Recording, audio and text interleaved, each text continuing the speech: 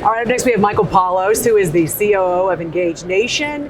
And Engage Nation, according to your website, is basically click-to-brick marketing software. So let's unpack that first. Let's talk about what that is. What is Engage Nation? Yeah, so what we are is we're a digital marketing firm, and our whole goal is to engage your casino customers while they're at home to drive them back to your property, right? The name of the game is to get more people in your property and make a little bit more money.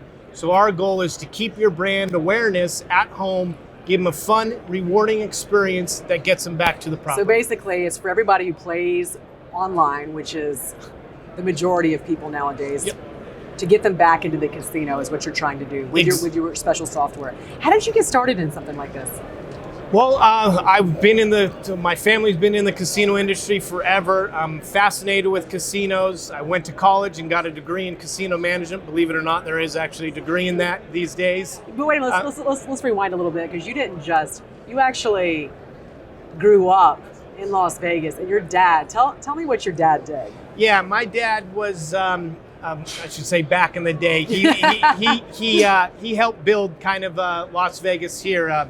What he did was there was a company called Circus, which then turned into Mandalay Bay, which then turned into MGM, or MGM bought them.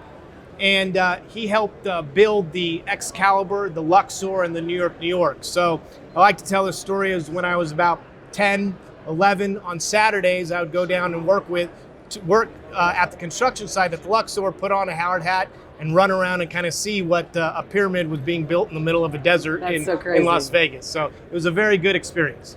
So you knew that you were going to be doing this. You knew that. You knew this was something you were going to be doing. Yeah, it's in our blood. It's in your blood. Yeah, I think once you're born a Paulos, you're probably going to work in a casino at some sort. So give me some of the scenarios that some of these gaming places have, and some of the solutions that you guys have for them. Yeah, so one of them is dormant players. So everybody has players that lapse. So either they haven't been to your property in a year or 6 months, or they're going somewhere else. So one of our very successful configurations of our software is reactivation. Our whole goal is to go after your players that have not been to your property in whatever time period it is, and then we overlay our software to get them engaged with your brand and drive them back to your property. Our whole goal is to drive them back to your property, and those sprints usually last about 12 weeks. And then after we go away after that 12 weeks, hopefully they're back into your active stream and they're coming back to your property. How are you able to do that? What we like to do is we call it continuous engagement, where over that course of time, through email, through gamified emails and a fun and rewarding games that they can play on our platform or microsite, is we're touching them with the same message over and over and over, so that they know what's coming for them. Typically in reactivations, a lot of times it's, I'm going to send out a mailer, I'm going to touch them once, and then I'm not going to touch them again. And we like to keep it, I like to say, is that continuous engagement over the course of that sprint that we're doing.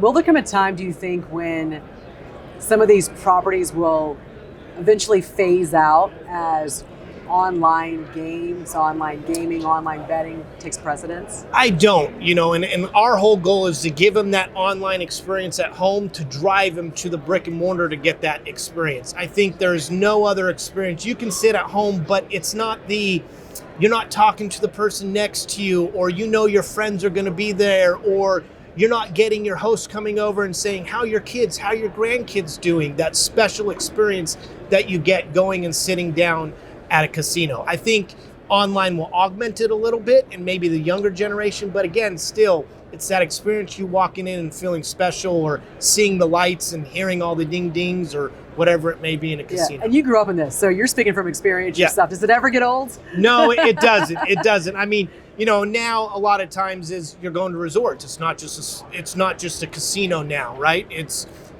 movie theaters, bowling alleys, arcades, clubs, great food, all those sorts of things that are driving you in, and not necessarily just gaming, but it's a place to go and get out. Yeah, now it's kind of an experience for so many people, right? Exactly. Earlier you were talking about how you were able to take some of that player information, keep them engaged, and get them to go back into the casinos, right?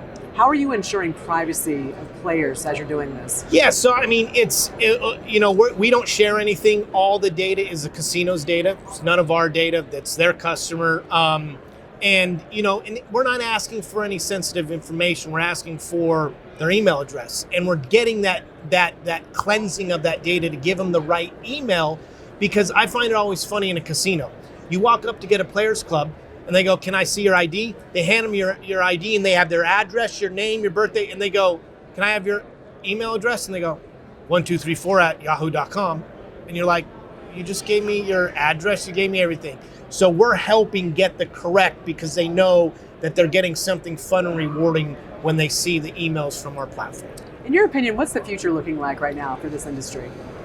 Oh, wow, I think that could be a loaded question. But again, I think we're going to, as they're calling it in Asia, but you're seeing it here as integrated resorts. It is now you're seeing on the Strip that gaming is less revenue than everything else. It's about 60-40, 70-30. So again, it's all the other things that are happening in the casinos and everything. The gaming will always be there, but it's now again, going back to the experience, what experience can I have for that guest or that customer coming into my establishment? Fantastic. All right.